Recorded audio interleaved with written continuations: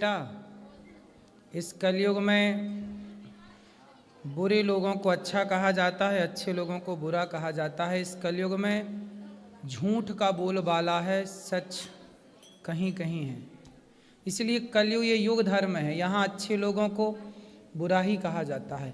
आम के पेड़ पर ही पत्थर और लाठियां बरसाई जाती हैं, गुरुजी, वरना बबूल की तरफ कौन पत्थर फेंकता है। जी राधे राधे गुरुजी। और किसका सवाल?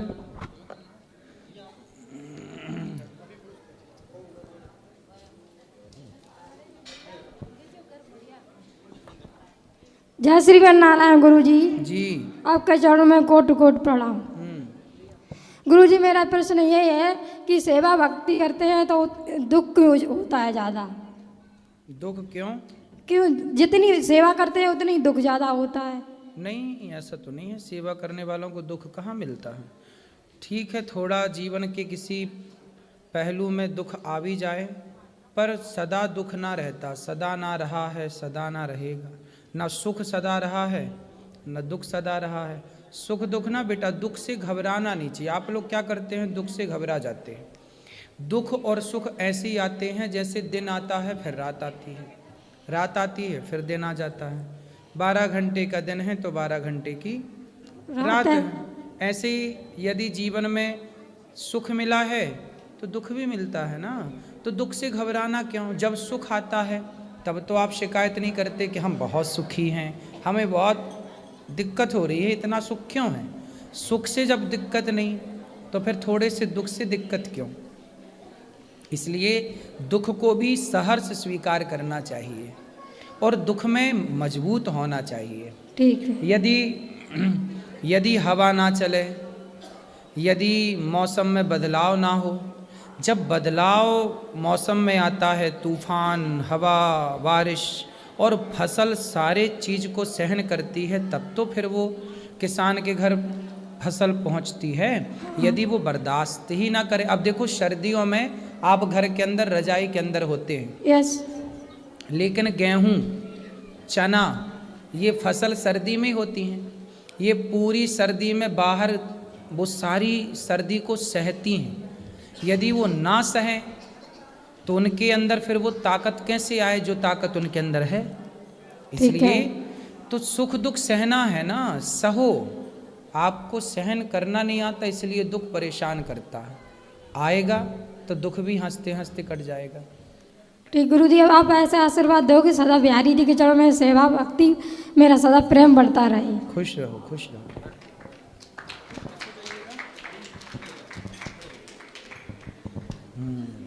गुरुजी राधे राधे जी। गुरुजी, मेरा ये प्रश्न है कि मैं पर साल आई थी तो लड्डू गोपाल ले गए थे, तो मैं सत्यनारायण भगवान की कथा कराए थे, तो ठीक है ना? हाँ सही है। और लोग गांव में कहते हैं कि लड्डू गोपाल को घर में नहीं रखना चाहिए मेरे यहाँ। फिर गांव के लोगों के हिसाब से घर में किसको रखना चाहिए? ऐसे बोलते हैं हमको। नहीं, उनसे पूछा नहीं आपने कि गांव में आप लोगों के हिसाब से किसको रखें? और नहीं, उनके हिसाब से किसको रखे पूछा नहीं आपने इस सवाल? नहीं, हम उन लोग के मुंह नहीं लगना चाहते। अरे राम राम, बस वो ही पूछेंगे, तुम भी तो कुछ पूछा करो। और अब सुनो, अब गांव वालों से पूछना जी कि तुम्हारे हिसाब से किसको रखें, जी, है ना? जी ठीक है। किसको रखें, उन लोग से पूछना तुमने किसको रखा, पड़ोसन को? और आप कहते हो गोपाल जी गुरुजी को की, रखा है। आप कहते हैं कि भक्ति करने हमें, हम 3 साल से भक्ति कर रहे हैं। लड्डू गोपाल का हम पूरा सब कुछ करते हैं, अपने पति परमेश्वर का भी सब कुछ करते हैं। और गांव में सब, मेरी जेठानी तो सब जने क्या कहते कि बड़ी पुजारी बनी है, भक्ति बनी है, जब गलती करती थी सब भूल गई है, वो सब कुछ क्या क्या कहते हैं हमको। कौन बोलता है? जैसे जेठानी मेरी है और अगल बगल की। तो जेठानी आपको ऐसा बोलती है कि हाँ, बड़ी भक्तन बनी है? हाँ बोलती है, मेरे सामने बोलती है। तो बोले हम भक्तन बने हैं, तू सूप नखा बन जा। भाई हम तो कुछ बने ही हैं, तुम भी तो कुछ बनो। पर मैं बड़प्पन के लिहाज करती हूँ, जवाब नहीं देती हूँ। इन दुष्टों के लिए क्या बड़प्पन, जो ज्यादा ऐसे उल्टा सीधा बोले उनको थोड़ा जवाब देना सीखो। ठीक है। जो ज्यादा मीठा होता है ना, गन्ना ज्यादा मीठा होता है तो लोग उसे कोल्हू में पेरते हैं, जी है ना? ठीक। तो थोड़ा ज्यादा मीठे ना बनो, और जवाब दिया करो। जेठानियों को एक बार बोल दोगी ना तो सदा के लिए चुप हो जाएगी। ठीक है गुरुजी, आपका आशीर्वाद मेरे परिवार पर बना रहे। श्री राधे राधे। जेठानी को क्या बोलोगी बताओ? वही आप बोले हैं ना, थोड़ा जवाब दे देंगे। दे देना, तुम ठीक सीधी है। हो ना। ठीक है गुरुजी, राधे राधे। ठीक है राधे राधे प्रभु जी। जी जी प्रभु जी, मैं जो है कि आपसे 5 साल पहले से जो प्रयास रत्न था मिल रही है सर, लेकिन सर मैं यहाँ पे आ नहीं पा रहा था। हमारे मौसा मौसी जी हैं, ये लोग टिकट भी मेरा निकाले, लेकिन मैं यहाँ पे आ नहीं पा रहा था, किसी कारणवश अड़चन आ जाती थी। फिर मेरी पत्नी ने कहा गुरुजी कि आप अपने एक बार जो है कि जिससे दिल से मानते हो उनसे कहिए। तो गुरुजी, मैं माता वैष्णो देवी का भक्त हूँ, मैं वहाँ पर जाता हूँ और मैं उनसे कहा मन से कि गुरु जो है कि मैं एक बार वहाँ अनिरुद्धाचार्य जी का दर्शन करना चाहता हूँ। माता रानी अगर उचित हो तो हमें वहाँ पर भेजिए, नहीं तो फिर जैसा आप समझिए। गुरुजी 2 महीने सर हुआ और मेरे मौसा जी जो है कहें कि टिकट निकाल दिए हैं वृंदावन चलने के लिए, चलोगे ना? लेकिन गुरुजी मैं खुश नहीं हुआ, इसलिए कि मैं 3 बार नहीं आ पाया टिकट निकलवा कर गुरुजी। लेकिन सर इस बार अड़चन नहीं आया, और मैं जब गुरुजी यहाँ पे आया तो मैं कथा में बैठ नहीं पाया। उसके बाद गुरुजी मैं प्रश्न उत्तरी में आया, लेकिन मैं वहाँ पर भी आपका दर्शन नहीं हुआ। फिर गुरुजी मैं मायूस होकर जा रहा था, लेकिन अचानक सर जो बाहर हैं उन लोगों से पूछा, कहने गुरुजी चले गए कहीं। लेकिन सर 1 मिनट भी नहीं हुआ, आप सायरन बजा आप आ गए, और जो गेट पर खड़े हुए मैं सर गुरुजी आपका पैर पकड़ के लेट गया। इसमें गुरुजी मैं ये चाहता हूँ कि इसमें मेरे माता रानी का आशीर्वाद है कि मैं यहाँ पे आया हूँ, या ऐसे ही? माँ भगवती से कहा आपने तो माँ ने सुन ली आपकी पुकार। जी गुरुजी। और किसका सवाल? गुरुजी राधे राधे। जी गुरुजी मेरा सवाल था, अगर घर में कभी कोई अशुद्धि हो जाती है या किसी की मृत्यु हो जाती है तो उस समय भक्ति पूजा कर सकते हैं नहीं कर सकते हैं? भी पूजा ही क्यों बंद करनी है? जब घर में कोई दिक्कत जाती है तो लोग ये क्यों नहीं कहते कि क्या आप झूठ बोलना छोड़ दें? भाई घर में दिक्कत है, छल करना छोड़ दें। भाई घर में दिक्कत है, कपट करना छोड़ दें। बुरे काम कोई नहीं छोड़ता, जरा सा कुछ हुआ पूजा करना छोड़ देते। क्यों ऐसा? आप बताओ क्यों ऐसा? अब ये शास्त्रों में है कि कहते हैं कि मतलब 10 दिन तक या 12 दिन तक घर में शुद्धि रहती है तो पूजा भक्ति नहीं कर सकते। नहीं, देखो पूजा मतलब क्या है? पूजा आप भगवान की मानसिक तो कर सकते हैं। जी मानसिक। भगवान का ध्यान तो मानसिक कर सकते हैं। जी गुरुजी। पूजा घर में उस समय जो भानेज हैं, छोटे बच्चे हैं, उनसे घर में भगवान की पूजा कराओ। पर आप लोग मानसिक जप करो, मानसिक ध्यान करो। पूजा तो कभी नहीं छोड़नी चाहिए, शारीरिक ना हो पाए तो मानसिक। धन्यवाद गुरु। हेलो हेलो गुरुजी, राधे राधे।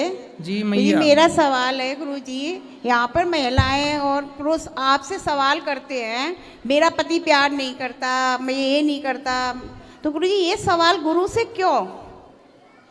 अब उनको देखो समस्याएं हैं, उनको लगता है कि प्रश्न करेंगे तो शायद हमारा पति बगल में खड़ा है, हमारी पत्नी बगल में खड़ी है, शायद उसे समझाएंगे। गुरुजी हमारी पत्नी को समझा देंगे, गुरुजी हमारे पति को समझा देंगे, गुरुजी हमारे बेटे को समझा देंगे। तो वो इस भाव से सवाल करते हैं कि शायद ये समझा दें, हमारा गुरुजी हमारा पति शराब पीता है, शायद गुरुजी के समझाने से उसका शराब पीना बंद हो जाए। और बहुत लोग शराब पीना बंद भी कर देते हैं। नहीं गुरुजी, तो मुझे थोड़ा अजीब सा लगता है कि गुरु से जैसी बात करनी चाहिए गुरु से वैसी ही बात करो। ये गुरु से क्या बात करना, मेरी 4 शादी हो गई, 3 शादी हो गई, मेरा पति छोड़ गया, मुझे प्यार नहीं करता है, मुझे बहुत अजीब लगता है। मैं आपका प्रवचन डेली सुनती हूँ, मुझे अच्छा नहीं लगता है। मेरा बेटा कहता है कि क्या सुनती हो, महिलाएं कैसे कैसे सवाल करती हैं गुरुजी से, तुम इनको क्या सुनती हो? आप गुरुजी बताओ। ऐसा है ना, देखो 98 लोग अच्छे सवाल करते हैं, केवल 2 लोग ऐसे होते हैं जो इस तरह के सवाल करते हैं। तो जो 98 लोग हैं हमें उनकी बात सुननी चाहिए, और 2 लोगों को जो हमें अच्छा नहीं लग रहा उससे आगे बढ़ा देना चाहिए। क्या है जब आप भोजन की थाली रखती हो ना, तो भोजन की थाली में सब्जी भी होती है तो दाल भी होती है, और सब्जी दाल के अतिरिक्त चटनी भी होती है, और चटनी होने के साथ थोड़ा अचार भी होता है। जी जी। तो व्यक्ति को सब प्रकार का स्वाद अच्छा लगता है, थोड़ा एक लड्डू भी हो जाए, थोड़ा एक मीठा भी हो जाए, तो भाई सबके स्वाद से ही तो हमेशा ही अच्छा अच्छा ना होगा ना मेरी माँ।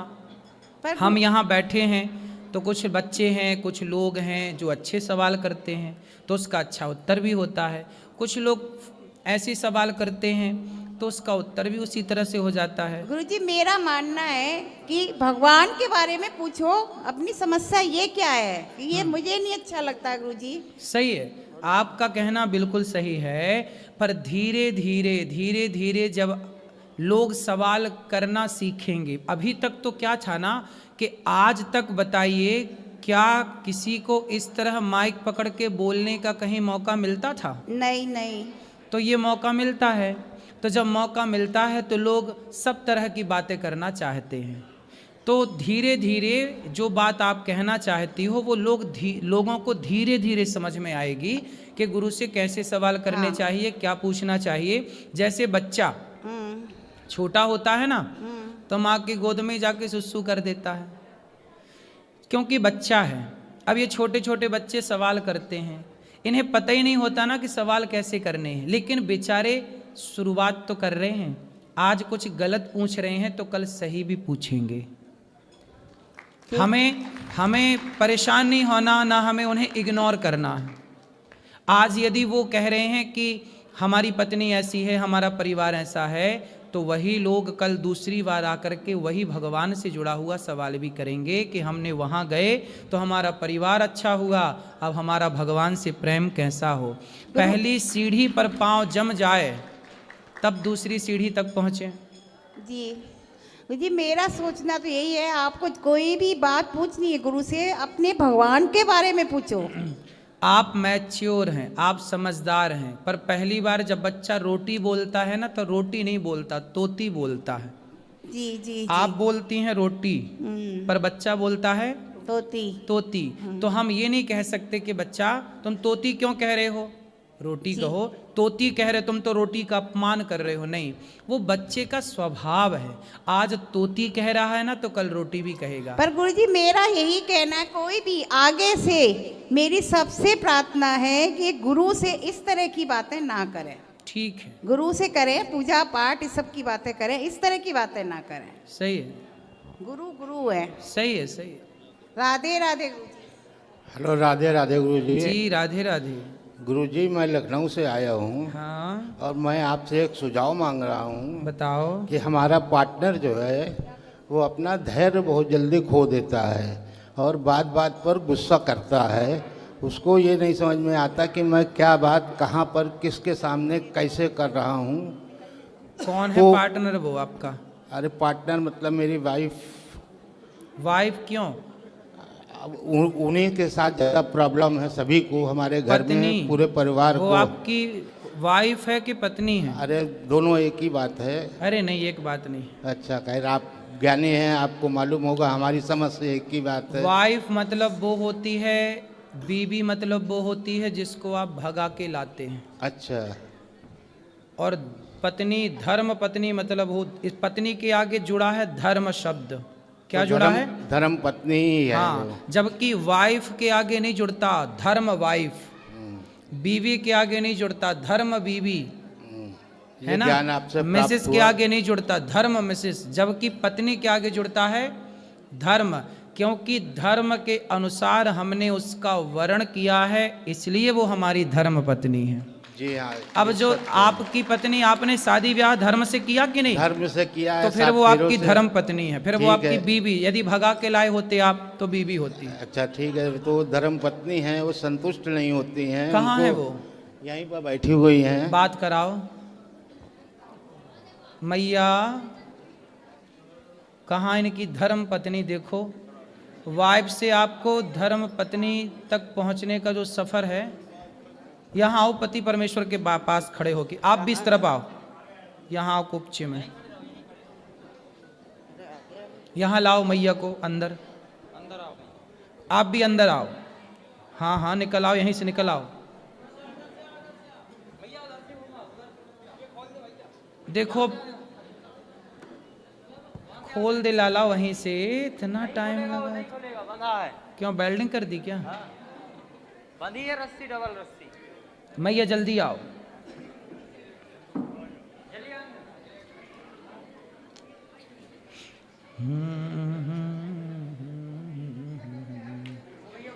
यहीं आ जाइए, यहीं आ जाइए, यहीं।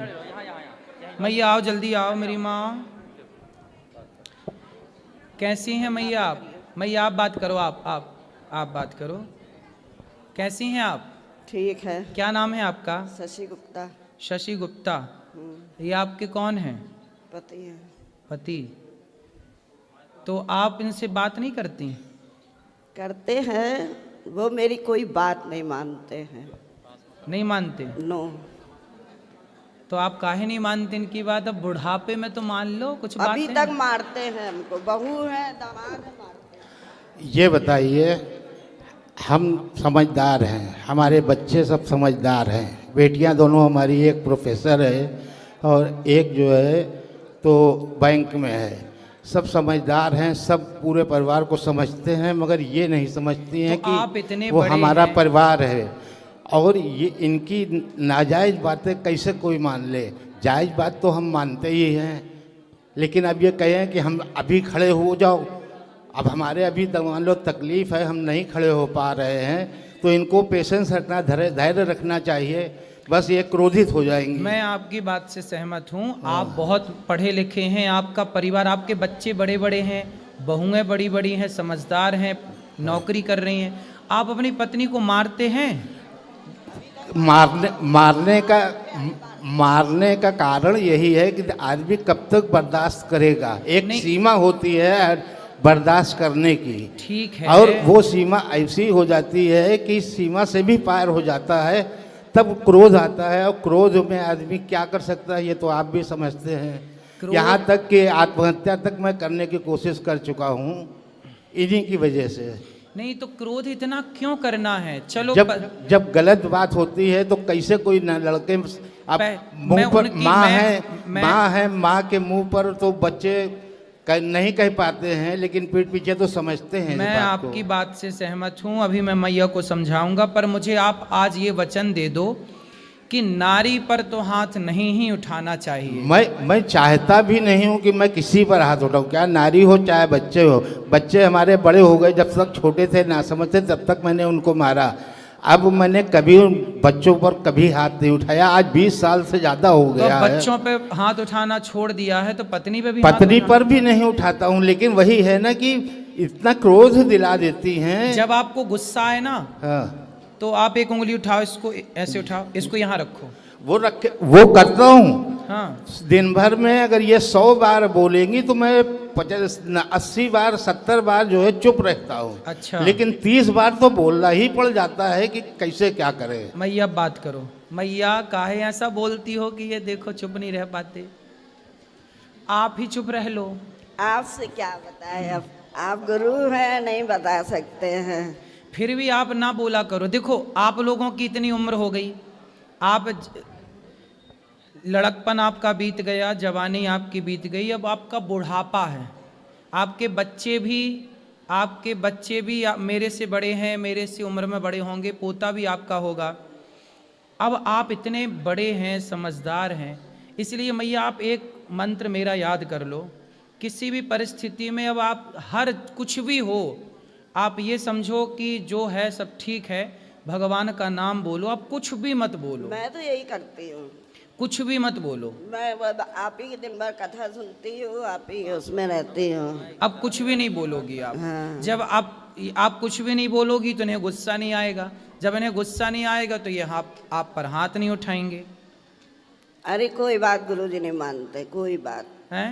कोई बात नहीं मानते। नहीं मानते? कोई बात नहीं तो मानते। कोई बात नहीं, ये तभी नहीं, मैं नहीं बोलती हूँ। ये नहीं मानते ना तो मत मानने दो। बहू का पक्ष लेंगे, बेटियों का पक्ष लेंगे, बस हम ही को मारे पीटेंगे, ये गलत बात है ना।